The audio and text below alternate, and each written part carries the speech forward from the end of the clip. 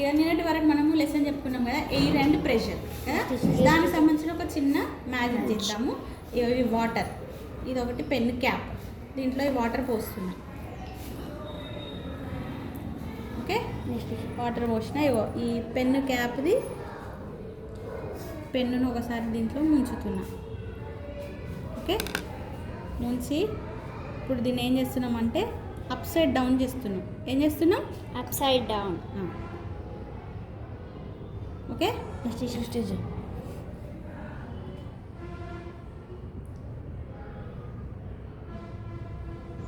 Water పోతున్నాయా?